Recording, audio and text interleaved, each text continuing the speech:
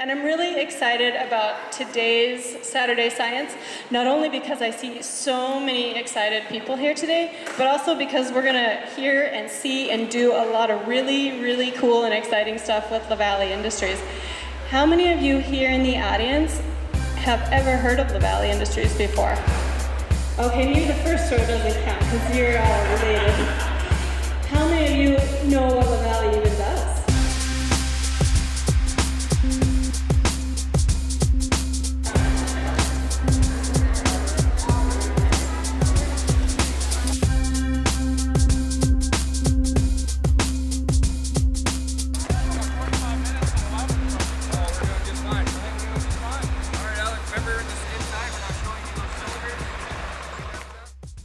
So what people might not know is that we were approached by Susan Joy of the Headwater Science Center about 6 or 7 months ago about the possibility of doing a Saturday Science at LaValle Industries.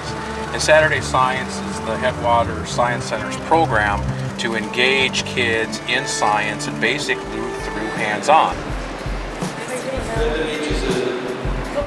So this weekend we had an awesome opportunity to get a group of kids together from Bemidji together, really from the ages of 7 to 13, and invite them into LaValle Industries and show them what we do there. What was really cool about it is, a lot of folks around here still don't know what we do. So to get these kids in and to show them from my idea as a napkin sketch to computer-generated design to engineered product has really been a really neat feat, and to show these guys and portray it to these kids and to see the light in their eyes thinking that maybe they could do this too someday with their ideas was really exhilarating. Alright, so this is going to be an awesome presentation today. At the Science Center, what our main goal is to just make those connections with all of you and what science means in the real world. You don't have to be a scientist with a PhD to do cool stuff that makes a difference in your world. So I'd really like to thank Jason and George and the LaValle Industries team for having us here today. I think we're all going to learn a lot and get really excited about the possibilities in science and manufacturing in the future. So I'm assuming most of you have a garage, right, where you park your cars for your house when you come home, right? Well, Jason's garage had that in it instead of a car. And if you take a look at that, that probably looks quite a bit different than what you see hanging over here, right? They look quite a bit different. But every time you start with an idea, you just keep making it better and better and better until you get to where you're really happy with it, right? So a couple things you might note from this picture. The first is, at the top, Jason had more hair. So sometimes when you've got a really good idea, you lose a little hair, so I gotta warn you. The other thing is, you see down there, I was wearing a suit and tie. I don't wear ties anymore. I quit that. So I'm going to turn this over to Professor Daniel and let him work with you guys on the actual project. This is the inside of the cylinder. That's what I always wanted to know when I was taking things apart as a kid, is what's inside. Everybody here is going to get a miniature control system, and it's going to be yours. We're going to take that, and you're going to come up here and plug it into our control system, and you are going to run the machine.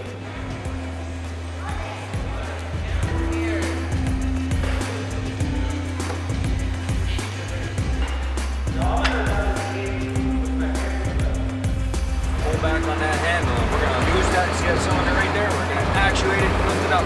Good job. Now go down with it. Slow, slow. Woo! Careful. So they like to go to existing businesses or companies, give the kids a hands-on project and show them how science connects to the real world and real products.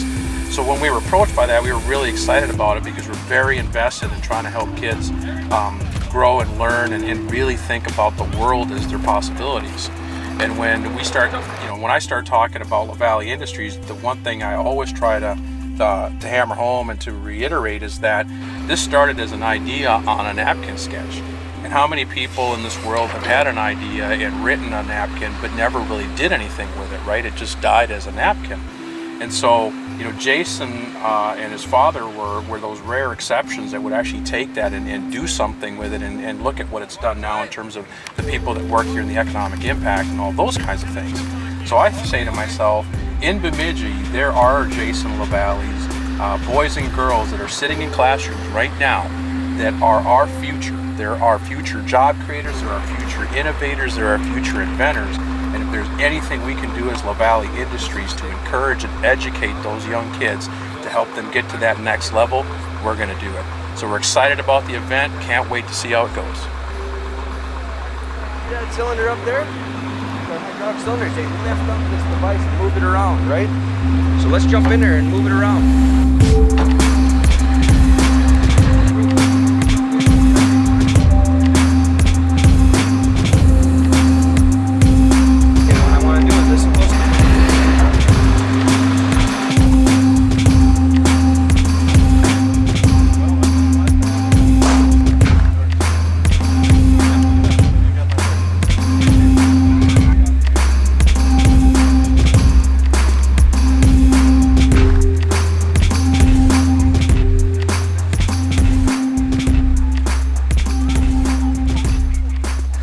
If you're done with your activity, come on this way. We got ice cream for you. We're gonna get you an ice cream cone.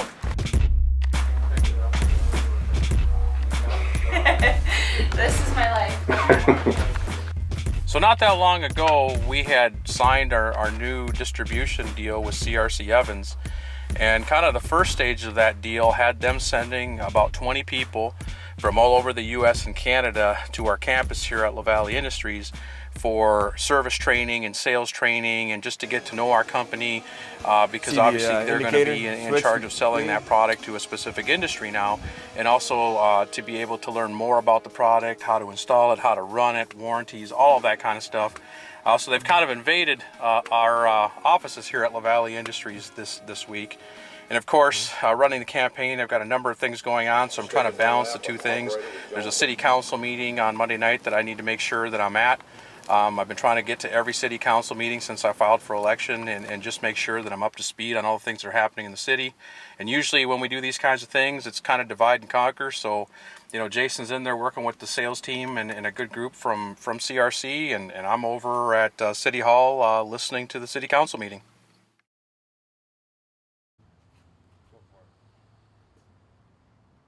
When I first started thinking about the possibility of running mayor, one of the things that was really near and dear to my heart was creating an environment in the city of Bemidji and in the community of Bemidji that fosters and encourages opportunities for all of our citizens. And obviously as a 30-year resident of the city, you know, time and time again I've heard that's a great job for Bemidji, or that's a great wage for Bemidji. And it's really cut me to my core because I've always known, why can't we just say it's a good job, period, right? There is no longer any qualifier. Because what that really tells us is that people in essence believe that to have the high quality of life that you can have here in Bemidji, the parks, the recreation, the schools, the community, you have to give up opportunities and you have to give up pay. And I don't know where that rule ever came to be, and I don't know why we accept it as a community, because I don't believe we have to. I think we can have both. I think we can have a vibrant community with all of the amenities and have a strong local economy that puts money in people's pockets so that they can enjoy those amenities. And as I've gone through my life, I've encountered many people who've been impacted by the lack of true opportunities in our community. One of those folks is a person by the name of Chad Ruddock and his wife Courtney Ruddock. And I think his story exemplifies what so many of our young people face when they graduate from high school or they graduate from college, or, you know, God forbid, they even return from the military and face this. And so I really wanted to share his story with the people of Bemidji because I think it is so representative of so many of the same types of situations that our young people in this community find themselves in when it's time to move on to the next stage of their life. When I returned home from the military, that's when things became the most difficult. I was blind, you know. I just assumed that having the job and the specialties that I did in the military, I was a radar technician, so I figured I would have people beating my door down, you know, just trying to recruit me rather than the other way around, you know. I thought I was just going to get out of the military and immediately find a $80,000-$90,000 a year job and things would be sunshine and rainbows, but I came home to minimum wage. There is no possible way that I could have purchased a home here or started a family. You can't do that on $7.50 an hour. You can't. Not without being on all kinds of government subsidies and programs. And I don't want to do that, you know. I can work, you know. I don't want to be a burden on anybody. I had applied through various places, you know, for welding or fabricating or anything like that, really. And I found assembly jobs, but they were minimum wage or, you know, maybe a couple dollars more, but definitely no higher than that. It would be hard to leave even if I wanted to leave, you know, because it's everything you know. Everyone you know is here. Everything that you know is here. Everything else is foreign. I got my foot in the door at Chevron Phillips in Bartlesville, Oklahoma, and you know, I did a phone interview, and you know, he made sure to mention several times that nothing was a guarantee, but I figured, you know, a chance at something is better than guaranteed mediocrity. It's an extremely humbling experience to know what you're worth and to basically be forced out because you want a life for yourself.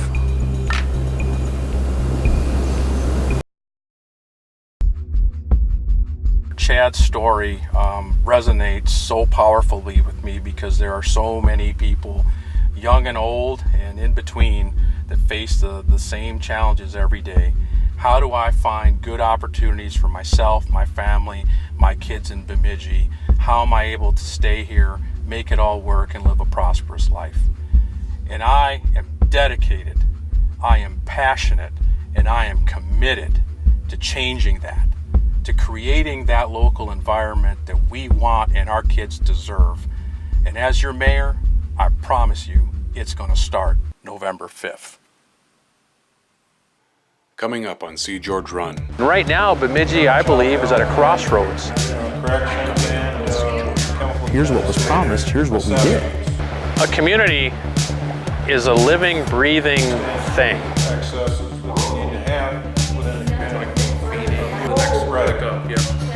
Build upon the legacy that it's created in the past to get to this point. Or the other potential path is one that is far less positive. That they have emergency housing. I had it in first grade. Well, it looks like leadership from the top that begins to say to the community that these problems Next time on are See George Run. problems that a civilized community, a prosperous community, needs to be taken care of. He's running for mayor.